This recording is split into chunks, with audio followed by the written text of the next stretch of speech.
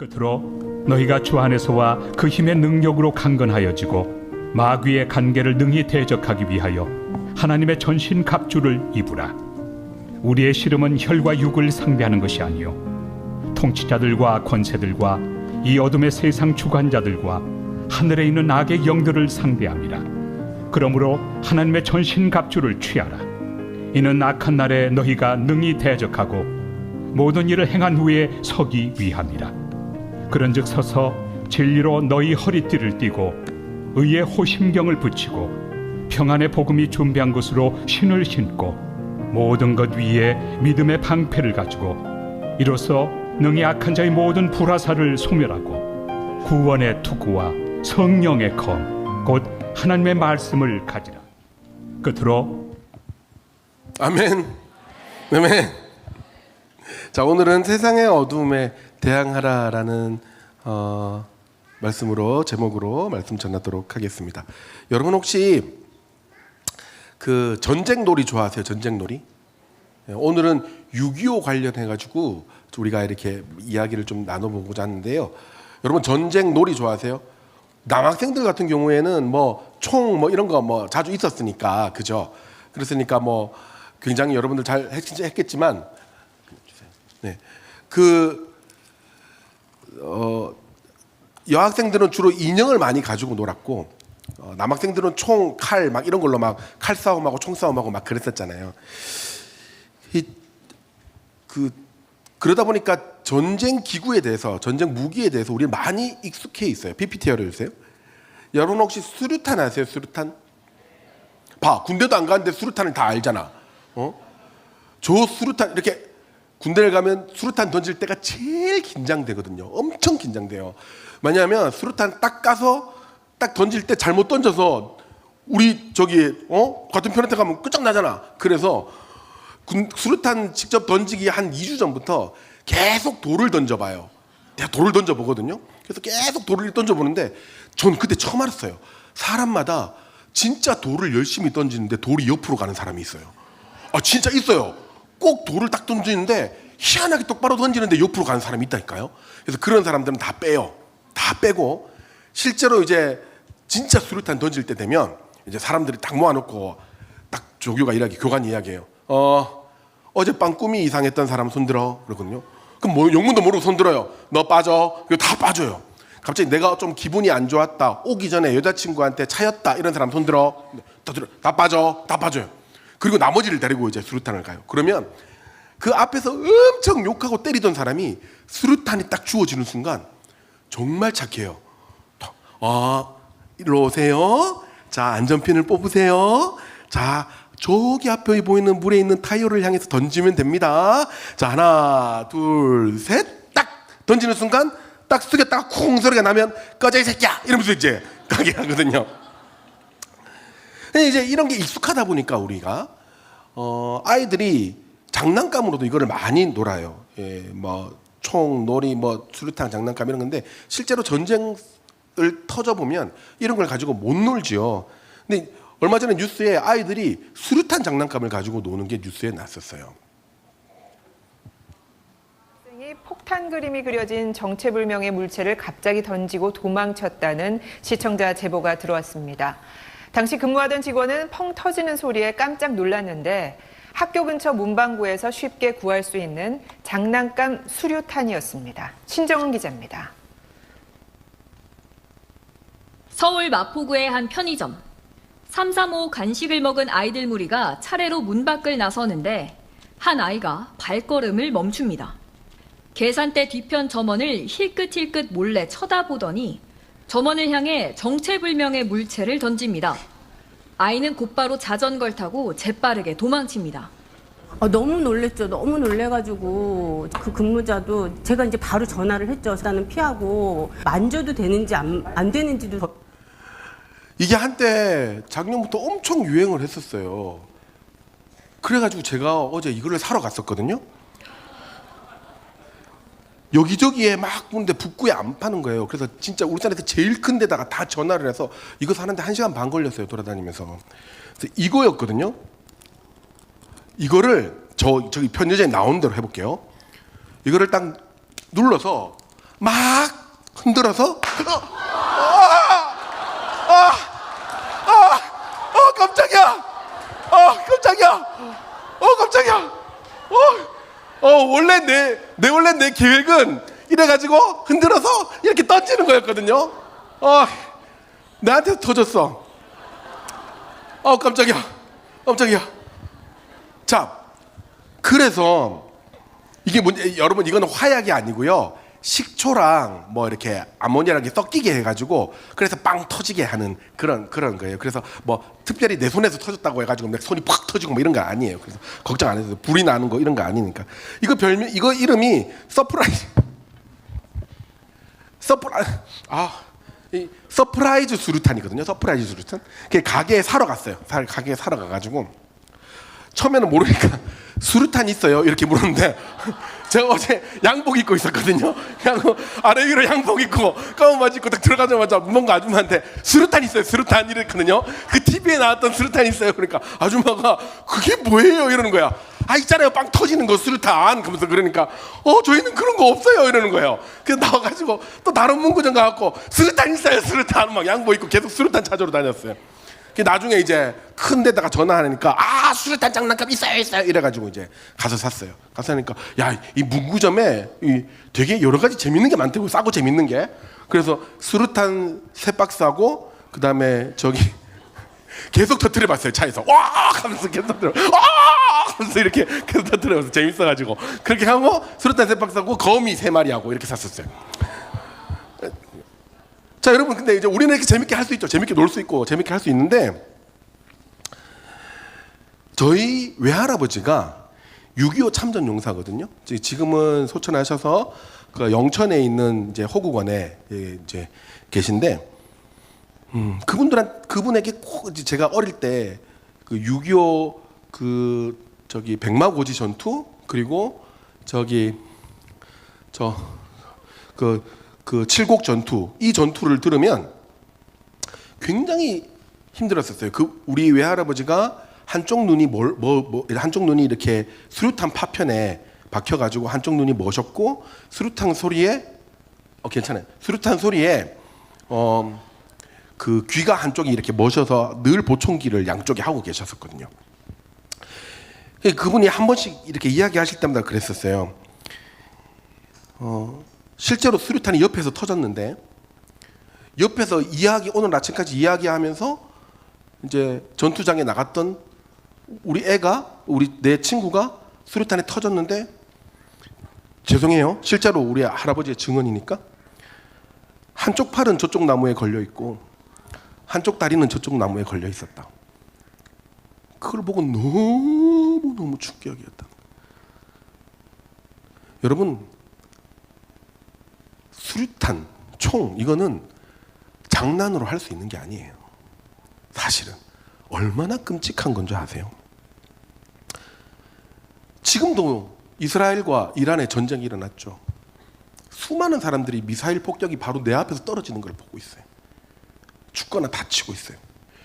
도대체 왜 이런 전쟁이 일어나는 걸까요? 왜 이런 전쟁을 우리는 겪어야 되는 걸까요? 전쟁이 그냥 우리가 툭깍툭깍 싸우듯이 너 히람이 짜증나 일로 와 한 대 맞아 이게 아니라니까요.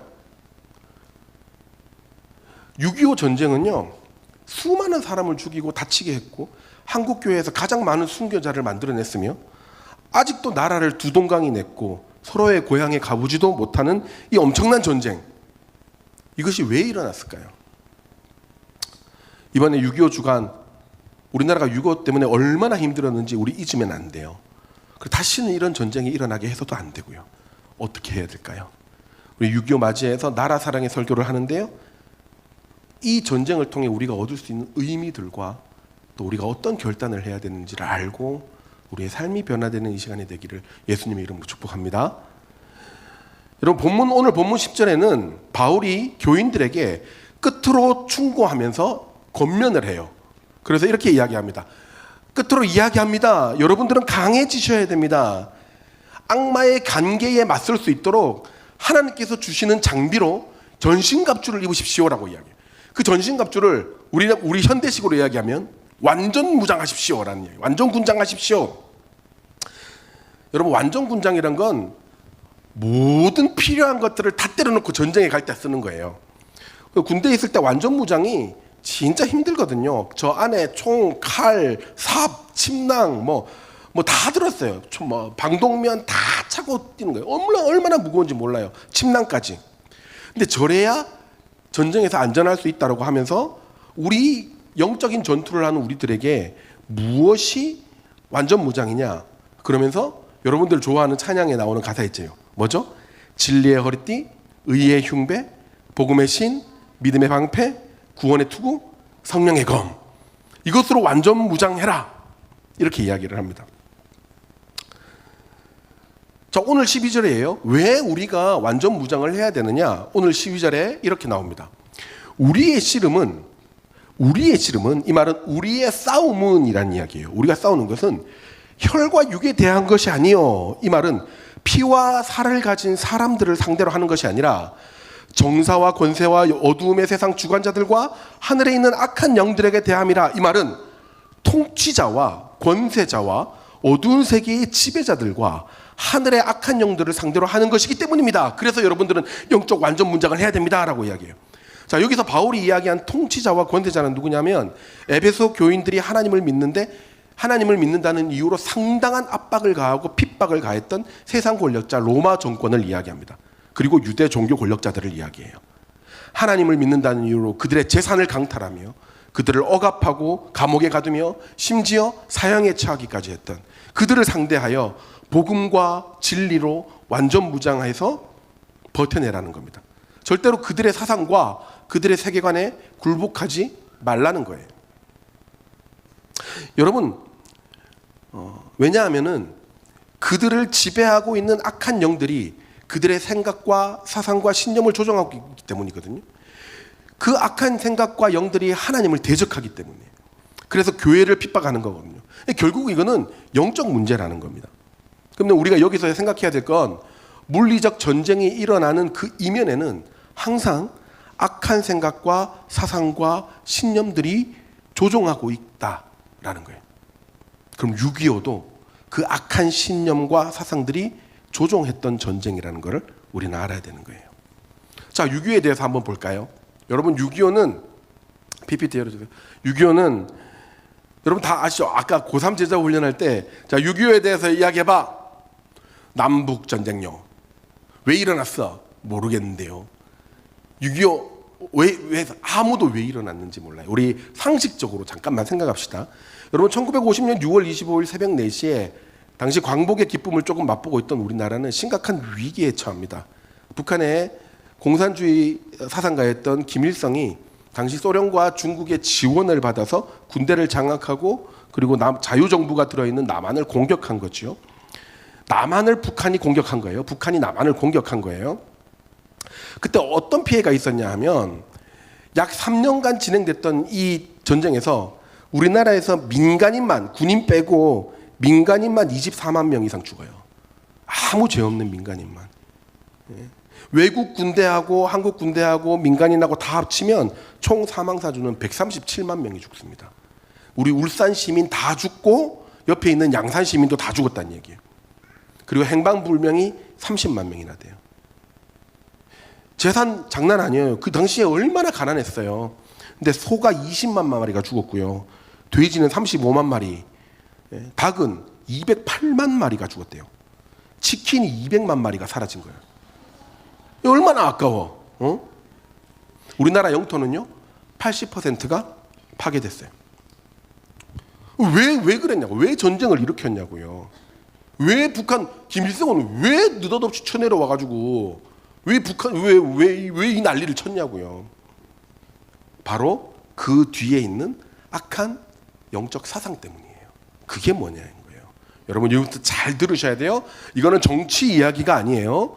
여러분 이거는 기독교 세계관 이야기예요. 기독교 세계관에서 가장 핵심적으로 중요하다고 여기지는 부분이 꼭 가르치는 부분이거든요. 자, 이제 PPT 열어주세요. 여러분 세계 제2차 대전이 끝이 난 후에 1939년에서 1945년까지 세계 2차 대전은 끝이 납니다. 알죠? 세계 2차 대전 끝이 나요. 그리고 1945년부터 1991년까지 전 세계는 냉전 체제라는 시대를 맞이합니다. 냉전 시대.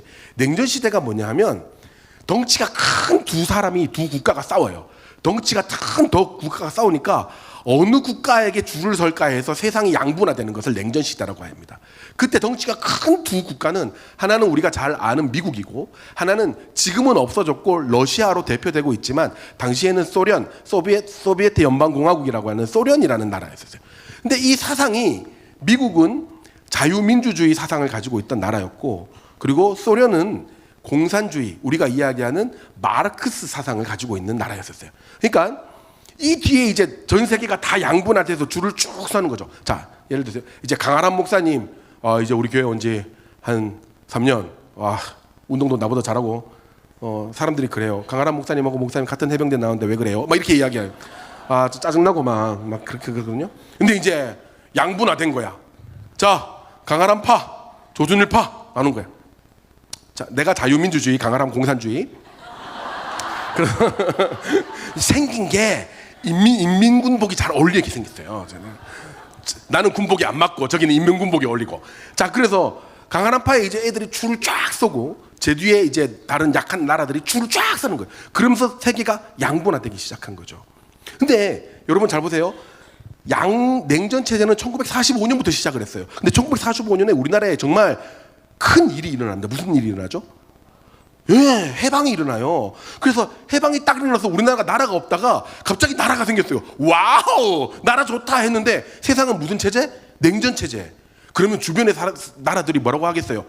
재빨리 공산주의로 데려가야겠다. 재빨리 자유민주주의로 데려가야겠다. 자, 이 냉전 체제에 우리나라는 정중앙에 서게 된 거예요. 그러면서 소련도 들어오고 미국도 들어오게 됩니다. 소련군도 들어오고 미국군도 들어오면서 군대가 들어오는 게 중요한 게 아니고 사상이 들어와요. 그래서 우리나라에서는 어제같이 같이 잘 지내다가 야, 공산주의가 맞지. 야, 아니지, 자유민주주의가 맞지. 그러면서 둘이가 막 싸우기 시작을 해요. 그러면서 어제까지 친구였는데 사상 때문에 막 싸우기 시작한 거야. 야, 임마, 너 임마, 막 이러면서 난리가 났어요. 이 나라는 공산주의가 돼야 된다. 이 나라는 자유민주주의가 돼야 된다. 서로 막 엄청 난리가 난 거예요. 그러던 중에 누가 정부를 세우냐, 누가 어떻게 정부를 세우냐, 통합해서 정부를 세우냐, 아니다, 남한만 먼저 정부를 세우자. 그래서 남한 정부가 먼저 세워지니까 북한에서 김일성이라는 사상가가 스탈린의 지원을 받아서 군대를 이끌고 우리 전 영역을 공산주의로 이끌기 위해서, 만들기 위해서 1950년 6월 25일 주일 새벽 다 자빠져 있고 군인들도 다 휴가 간 그 사이에 쳐들고 들어온 거예요. 그게 6.25가 시작이에요. 여러분, 6.25는 저렇게 시작되고 난 다음에 다 묻었어. 6.25는 저렇게 시작되고 난 다음에 굉장히 빨리 급진적으로 진행이 됩니다. 여러분 생각해 보세요. 군대 엄청 지원받아서 소련한테 군대 지원받아가지고 막 오고 우리나라는요, 미군이 떠나갔어요. 여기 이제 정부가 세워졌으니까 미군이 떠나가고 미군 500명만 남아 있었어요. 우리나라 군대하고 그때 당시에 북한 군대하고 10분의 1 수준이었어요. 게임이 됩니까? 안 돼요. PPT 계속 열어주세요. 그래서 단 2개월 만에 여러분 경상북도와 경상남도를 제외한 모든 영토가 다 점령돼요. 2개월 만에 싸그리 다 점령돼요. 그때 마지막으로 버텼던 게 낙동강 전선이었는데요. 그게 바로 군위, 그리고 영천, 그리고 저기는 포항, 그리고 칠곡, 요렇게 위쪽 라인과 옆에 라인 이렇게 있었어요. 마산, 창원 요 옆에 라인. 마산, 창원이 옆에 라인은 미군이 지키고 있었고, 그리고 저 위쪽에 있는 칠곡, 그리고 영천, 그리고 포항 저쪽 라인은 한국군이 지키고 있었어요. 근데 저게 만약에 밀리게 되면 어떻게 되느냐? 대구가 먹히게 되고, 대구가 먹히게 되면 단 2시간 만에 부산까지 내려와요. 그게 끝나는 거죠. 여러분, 8월 달에 1950년 8월 달에 이 위기 가운데 어떤 계획이 세워지는지 아세요? 뉴 코리아 플랜이라는 계획이 유엔에서 세워지게 됩니다. 미국 정부에 의해서. 뭐냐? 야, 졌다. 야, 이거는 공산주의가 다 먹었다. 이 나라에선, 이 땅에서는 안 된다. 그래서 이 땅에 있는 자유민주주의자들 대표자들만 뽑아서 다시 국가를 세우자. 딴 나라로 옮겨서.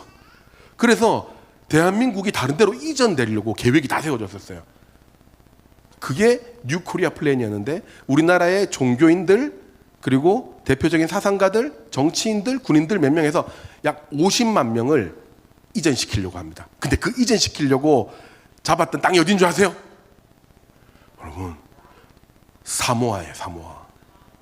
사모아가 어느 나라인 줄 알죠? 예, 저기 있고 우리 뭐 하나? 얘들이 사는데 여기에 우리나라를 옮기려고 했었어요. 딱 결정됐었어요. 진짜 딱.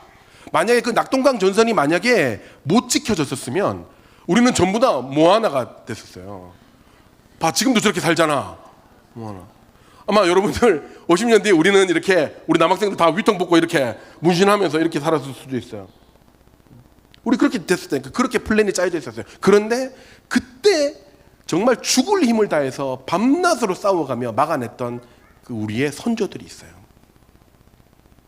그 선조들이 정말 산만 파면은 지금도 시체가 나올 정도로 거기를 시산혈화라고 해요. 그 칠곡 그 산을 시산혈화, 시체로 산을 이루고 피로 강을 이루었다고 해가지고 다부동 격전지라고 있거든요. 거기에 엄청난 시체들이 쌓여 있을 정도로 계속 싸웠어요. 근데 그 군인들만 싸웠느냐? 아니에요. 그 군인들한테 밥을 먹여주기 위해서 엄마 아빠들이 지게를 지고 날랐고 노인들이 막 군수 물자를 나르고 그 지게꾼들도 다 죽었어요. 그러면서 지켜냈어요. 저렇게 그 땅을 지켜냈기 때문에 메가더 인천 상륙 작전이 성공하게 됐고 그 뒤로 급진적으로 우리나라가 다시 자유민주주의 국가로 회복하게 되는 그런 이 결과가 이 1950년부터 1953년까지 이어집니다. 자, 이게 6.25의 전개 상황이었어요. 여러분, 우리가 뭐 하나가 되지 않은 것이 감사한 거예요. 그렇지 않아요? 응? 자, 그리고 여기서 이제 진짜 중요해요. 여기까지는 우리의 객관적인 사실의 이제 전개였고요. 이 6.25 전쟁에서 가장 큰 피해를 본 집단이 있었는데 바로 어디냐 하면 기독교였어요. 왜 집단 중에 가장 큰 피해를 봤냐면 공산주의 군인들은 교회만 오면 교회를 폭파시키고 불을 지르고 교인들을 무조건 숙청했거든요. 왜냐하면 공산주의에서 가장 먼저 숙청해야 될 대상이 교회라고 생각했기 때문이에요. 자, 공산주의가 왜 이렇게 교회를 공격하는가? 자, 이게 진짜 중요해요. 이게 기독교 세계관이에요. 여러분, 공산주의는 마르크시즘이라는 말이에요. 그러니까 마르크스라는 사람이 주장한 사상이 공산주의예요. 이 마르크스 사상에 대해서 나중에 뭐 깊이 나눌 때가 있으면 우리 제자훈련 때나 깊이 나눌 때가 있으면 참 좋겠지만 간단하게 이야기하자면 잘 들으셔야 돼요. 이 마르크스라는 사람이 사상을 하나 만들었는데 이 사람의 가장 큰 특징은 경제 결정론이에요. 경제 결정론, 유물론이라고도 하는데 이게 뭐냐면 이 땅을 살아가는 데 있어서는 정신이나 형이상학적인 것들이 중요한 게 아니라 빵이 중요하다고 생각을 해요. 밥이 중요하다고 생각해요. 그래서 이 밥을 통해서 제도도 만들어지고 정신도 만들어지는 거다. 그러니까 신은 없다고 생각해요. 이 사람들은 신이 존재하지 않아요. 인간이 신이 될 수 있다고 생각하는 사람들이에요. 이 빵이 정말 중요해요. 그러면 사회적으로 문제가 왜 일어나냐? 나는 빵을 2개 가지고 있고 너는 빵을 1개 가지고 있기 때문에 이 불평들 때문에 그래서 사회에 문제가 일어난다라고 생각을 해요. 그러면 사회에 문제가 일어나지 않으려면 어떻게 해야 되느냐? 빵을 똑같이 나누면 된다. 어떻게? 뺏으면 된다. 자, 이러니까 이제 답이 잘 안 나오는데 어제 했던 얘기를 다시 한번 해보도록 할게요. 자, 우리 희람이가 전교 1등이에요. 아니야. 가정. 전교 1등 될 줄 믿습니다. 우리 희람이 100점. 네. 저 옆에 효진이 60점. 가정이에요, 가정. 네, 제가 이야기하는 거예요. 희람아, 너 100점 맞았지? 공부 열심히 해서. 예. 옆에 효진이 60점밖에 쟤 좀 놀아서 60점 맞았어. 근데 야, 우리 공평하게 하자. 네 거 20점만 떼줘줘. 그래서 80점으로 살자. 자, 공평해요, 안 공평해요? 이거를 공평하다고 생각하는 것이 공산주의예요. 막시즘이라고요. 자, 그러면 우리는 어떻게 생각하느냐? 공산주의의 가장 큰 전제가 잘못된 게 뭐냐면 그랬을 때 희람이가 아무런 불만이 없을 거라고 공산주의는 생각해요. 왜냐하면 평등해졌으니까. 그래서 사람을 굉장히 선하게 봤어요. 히라미는 20점을 줘도 된다라는 사람이다라고 생각을 했어요. 근데 여러분 생각해봐요. 그럼 히라미는 다음부터 열심히 공부해서 100점을 맞을까요? 안 맞을까요? 안 맞죠. 절대 안 맞죠. 그래서 공산주의는 계속 생산량이 떨어질 수밖에 없는 거예요. 그래서 못 사는 나라가 될 수밖에 없는 거라고요. 공부 못하는 나라가 될 수밖에 없는 거라고요. 이게 공산주의거든요. 근데 중요한 건 그래요. 만약에 히라미가 싫은데요? 내가 왜 20점을 줘야 돼요? 라고 이야기할 때 이때 막시즘에서는 뭐라고 이야기하느냐? 효진아, 패라. 때려서라도 20점을 가지고 와라. 이게 막시즘이에요. 폭력을 통해서든 혁명을 통해서든 이 계급 사회를 뒤집어 엎어서 모두를 똑같게 평등하게 만들어야 된다. 네가 때리든 불을 지르든 가지고 와라 20점을. 그래서 둘 다 80점으로 만들어라. 이거를 혁명이라고 이야기하는 거예요. 이렇게 공산주의는 평등화해야 된다고 이야기를 합니다. 그런데 여기서 중요해요. 근데 왜 교회는 싫어해요?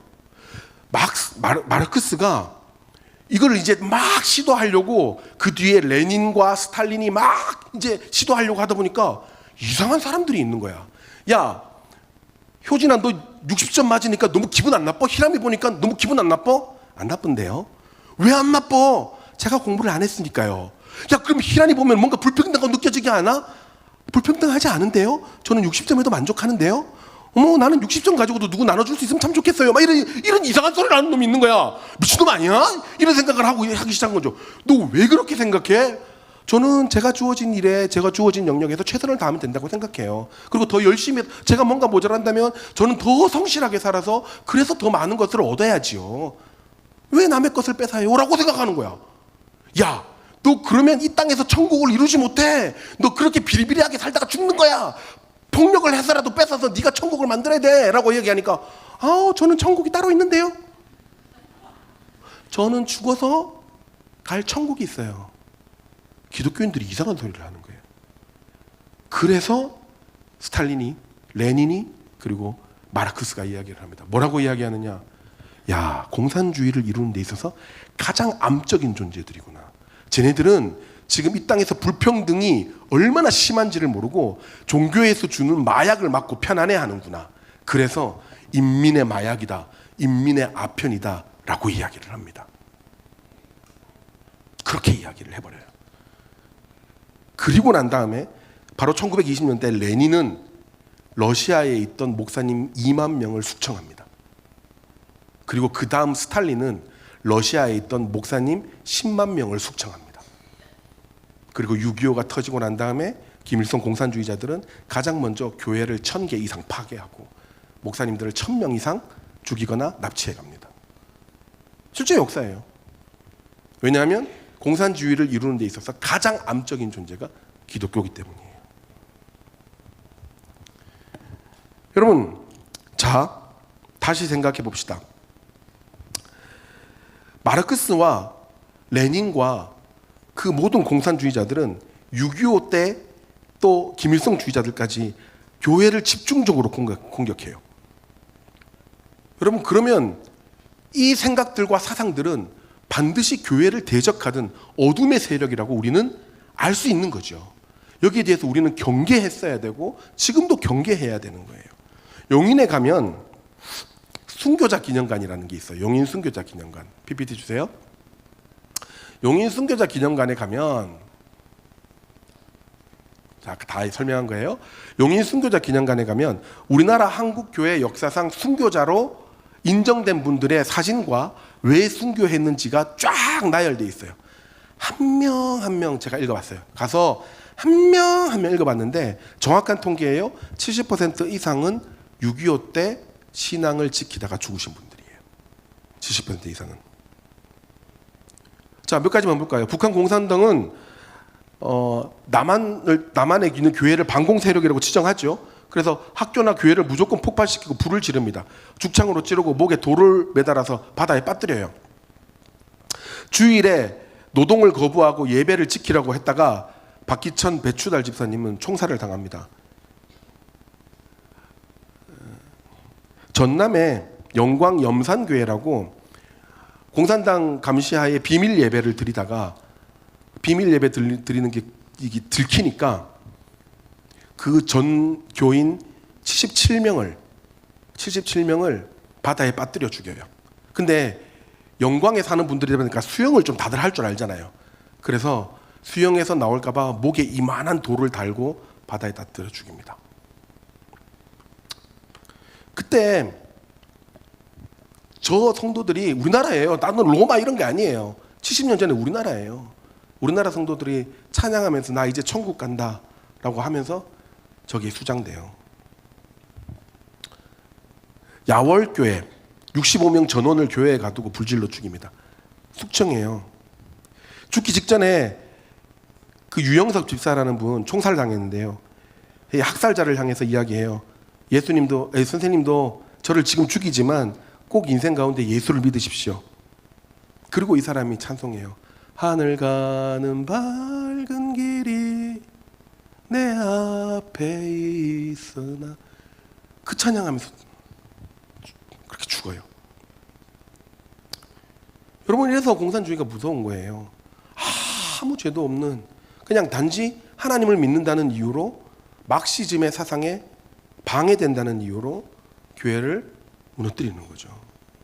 여러분, 우리가 전쟁을 경계하는 동시에 우리가 진짜 경계해야 되는 것들이 뭐냐면, 이런 반기독교적인, 그냥 비기독교적인 생각이 아니라 반기독교적인 생각과 신념들을 우리는 철저하게 알고 조심해야 된다는 거죠. 자, 그러면 우리는 앞으로 어떻게 해야 되는가? 세 가지를 보도록 할게요. 첫 번째, 우리 다 같이 읽어볼까요? 시작. 네, 우리나라를 지키기 위해 애썼던 선조들의 희생을 우리 절대 잊으면 안 돼요. 기억해야 돼요. 나중에 우리 제자훈련이나 아니면 리더들 데리고 한번 가볼 건데요. 여러분, 저기 포항 가서 이렇게 쭉 올라가다 보면 큰 배가 영덕 쪽에 하나 멈춰져 있어요.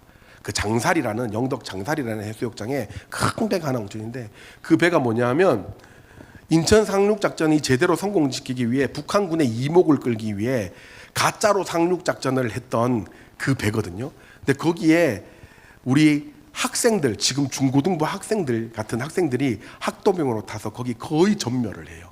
거기서 북한군한테 뛰어들면서. 이 나라를 지키기 위해 중등부 때부터 고등부 때부터 뛰어갔다는 이야기예요.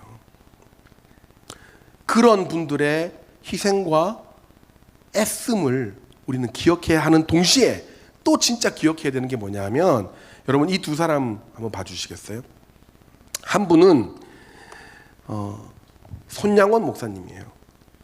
두 아들이, 자기가 설득했던 두 아들이 공산주의자들한테 죽습니다. 죽어요.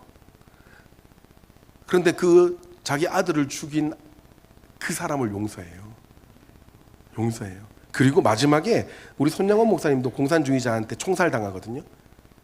근데 왜 총살당한 줄 아세요? 피난 갈 시간이 있었어요. 근데 이 손양원 목사님이 지금은 없어진 병이지만 나병이라고 있거든요. 나병. 옛날에 문둥병, 성경에서는 문둥병이라고 이야기하는 그 나병이 있어요. 온몸이 썩어 들어가는 병인데, 그 환자들을 돌보는 목사님이었어요. 이 목사님이 이 영혼을 놔두고 나 혼자 도망갈 수 없다. 그래서 그 나병 환자를 지키다가 저한테 총살당합니다. 옆에 있는 분은 목회자 중에 성자라고 불리는 한경직 목사님이세요. 이 한경직 목사님은 1950년 6월 25일 새벽 4시에 6.25가 터졌어요. 질문: 주일 새벽 4시에 6.25가 터졌으면 주일 예배는 어떻게 되죠? 여러분, 오늘 만약에 6.25가 터졌어. 자, 우리 11시 예배 드리잖아요. 여러분, 오늘 이만큼 올 수 있어요? 주일 예배 할 수 있어요? 한경진 목사님은 똑같이 주일 예배를 11시 30분에 엽니다. 근데 그때 무려 성도들이 4,000명이 모여요. 그리고 그때 계속 하던 건축 헌금을 모았는데, 원래 1,200만 환, 그 당시에 1,200만 환을 이제 목적으로 하고 헌금을 모았는데 1,400만 환이 모였어요. 더 성도들을 믿음 안에서 굳건하게 지켜내는 거예요. 여러분, 이런 교회는 부산에 가면 북한에서 막 폭파됐던 교회가 부산에 내려와서 다시 처음부터 자기 집 짓기 전부터 교회를 막 세워놓은 걸 볼 수 있어요. 부산의 산정영교회, 부산 대청교회, 대성교회, 부산 서교회 전부 다 북한에서 교회가 폭파되자마자 남한으로 내려와서 자기 집 짓기 전에 교회부터 지은 성도들의 피와 땀이에요. 이 땅이 가장 혼란스러울 때 가장 먼저 교회를 개척했던 우리 선조들이었던 거죠. 작사가 중에 당시 작사가 중에 참 작사가 귀했는데 석진영 씨가라고 있었어요. 1952년 전쟁이 한참 일 때 수많은 사람들이 죽어나갈 때 무슨 작곡을 할 수 있겠어요? 이 사람이 그때 찬송가 하나를 지어요. 그리고 우리에게 이 찬송가는 지금도 불려드려요. 수많은 이 성도들을 보며 전쟁에 아파하고 고통스러워하는 교인들을 보며 그들을 공감하고 위로하며 하늘 소망을 가지게 하는 찬송가. 눈을 들어 하늘을 보라 어지러운 세상 중에 곳곳마다 상한 영의 탄식 소리 들려온다. 이게 제일 마지막에 가면 3, 4절에는 1, 2절은 막 고통 중에 있는 사람들을 위로하고 3, 4절에 소망을 줘요. 다시 사신 그 만백성을 사랑하사 오래 참고 기다리시네. 인내하는 우리 구주 의의 심판하시는 날 곧 가까이 임하시는데 자 믿는 자들이여 너희들 어떻게 할 것입니까? 우리 주님 곧 다시 오셔서 우리에게 소망 주시고 우리 구원하시려고 이 땅에 오실 건데 지금 고통 중에 있지만 믿는 자들이여 지금 어떻게 하실 겁니까? 여러분에게 이야기합니다. 여러분 어떻게 하실 겁니까? 여러분 이분들의 희생과 이분들의 신앙의 영적 헌신이 있었기 때문에 우리가 지금 이렇게 예배 드릴 수 있는 겁니다. 아멘. 이분들을 영적으로 하나님께서 완전 무장시키셨기 때문에 우리가 지금 이렇게 대형교회 예배당에서 편하게 에어컨 바람 쐬면서 그렇게 한여름에도 예배 드릴 수 있는 거라고요. 여러분 우리가 에베소서 6장 찬양 엄청 신나고 재밌게 랩하면서 하잖아요. 맞죠? 내가 따라 하려고 해도 나하고 안 온 진리의 허리띠 의의 흉배 복음의 신발 믿음의 방패 구원의 도구 성령의 검 막 이렇게 하잖아요.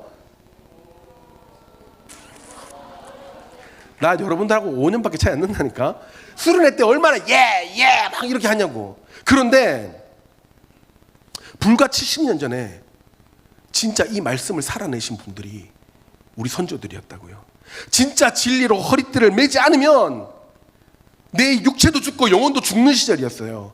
내 목에 칼이 들어오고 내 목에 돌이 매달려 있는데도 구원의 투구를 매며 하늘 가는 밝은 길이를 외치면서 그렇게 그 공산주의에 고개 숙이지 않고 당당하게 천국을 걸어갔던 그 선조들이 그 신앙을 지금 우리에게 내려줬기 때문에 우리가 이것을 랩으로 만들어서 진리의 허리띠 이렇게 부를 수 있는 거라고요.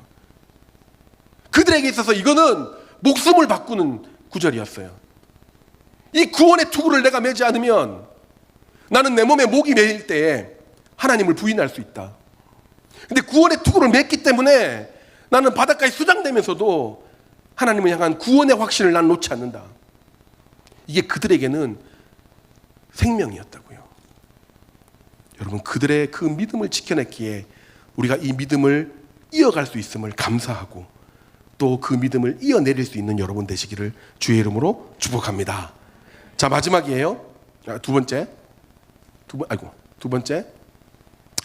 반성경적인 세계관이 나라를 잠식하지 않도록 경계하며 노력합니다. 여러분 기독교 청소년 기독교 세계관 책 중에 참 좋은 책이 있는데요.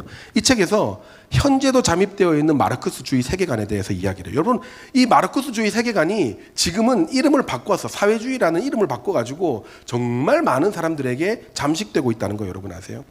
여기에 유명한 대목이 있어요. 그게 뭐냐면 자, 이 부분만 읽어볼까요? 지금의 마르크스주의는 평등과 해방이라는 말로 등장하고 있다. 페미니즘, 성소수자 권리운동, 기회의 평등이 아닌 결과의 평등 이런 이슈들은 마르크스주의 세계관이 여전히 우리 생활에 영향을 미치고 있음을 알 수 있다. 특히 많은 젊은이들이 기성세대의 권위에 반기를 들며 평등과 해방 이념에 열광하고 있다. 지금 일어나는 여러 문제들이 다른 사람의 잘못 때문이라고 이야기한다. 기성세대 때문에 이렇게 되었다고 분노하고 있다. 여러분, 우리 부모님의 세대의 숭고한 헌신들을 증오하고 이 나라를 정말 잘 사는 이 나라를 헬조선이라고 부르게 하고 노력하지 않고 뭔가를 얻어먹으려 하는 이 생각들이 마르크스 시대의 망령이라고 이야기를 합니다. 이 책은. 여러분, 우리도 많이 어쩌면 가지고 있는 생각들일 수도 있어요. 내가 노력하지도 않고 뭔가를 공짜로 얻으려는 생각. 여러분, 그러면 우리는 어떻게 해야 되는가? 세 번째입니다. 우리 다 같이 읽어볼까요? 시작.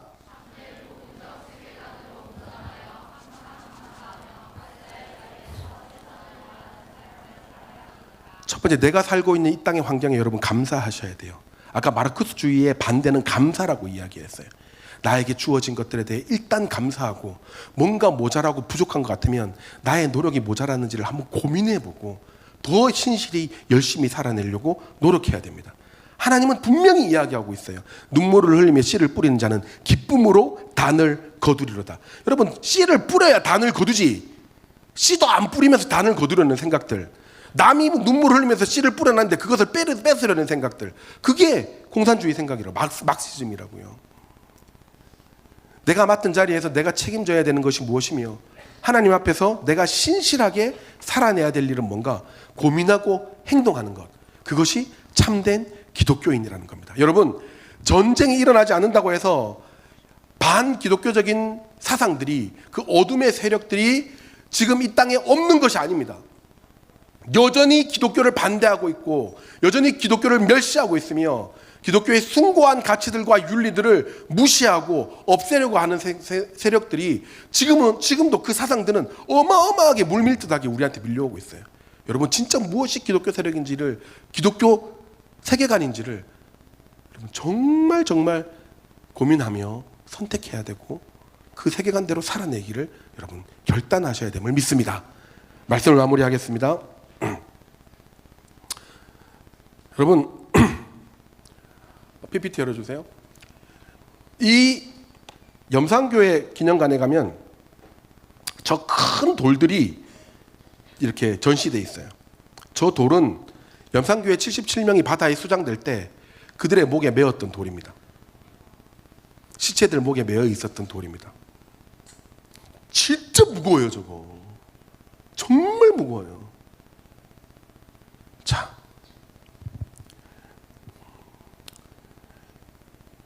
우리 믿음 좋다는 임원들 뭐 아무나 괜찮아요. 한 명 동해바다 앞에 딱 갖다 놓고 목에 저 돌멩이 딱 매달아 놓고, 자, 네가 여기서 하나님 부인하기만 하면 당장 이거 돌 풀어줄게. 여러분, 그때 여러분은 어떻게 하겠어요? 진짜 미안해요. 나 같으면 한 번 배신하고 뭐 그냥 그다음부터 나 다시 잘 믿으면 되지. 나 딱 그러겠어요, 진짜. 저기 우리 애들도 있고 했는데, 옆에 우리 아들도 있어요, 딸도 있고. 여러분, 어떡하겠냐고요? 아무도 배신 안 해요. 아무도. 그때 말을 이야기하는 보면 15살, 11살, 9살, 3살짜리가 같이 죽는데 그때 제일 어린 애가 막 울어요. 겁난다고. 그러니까 15살짜리, 지금 여러분 나이죠, 그 옥자라는 애가 그 장로님 권사님 딸이었는데 동생을 향해서 이렇게 위로해요. 울지 마. 우리 지금 천국 가고 있어. 천국 가니까 울지 마. 그리고 죽기 전에 이렇게 이야기합니다. 그 살아남은 자들의 증언이에요. 하나님, 우리를 천국 보내주시니 감사합니다. 그리고 아무것도 모르는 저 아저씨들을 용서해 주세요.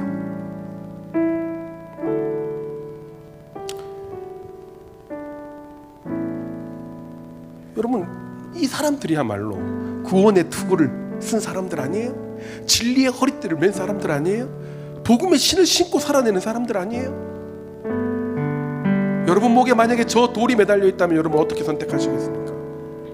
여러분, 이 질문, 언젠가 인생 가운데 대형교회 청소년 무소에서 조준일 목사가 했던 이 질문 평생 여러분들에게 던지면서 살아가십시오. 만약에 저 돌이 내 목에 메었다면 나는 무엇을 선택할 것인가? 그때 우리 신앙의 무게가 드러나는 거예요. 솔직하게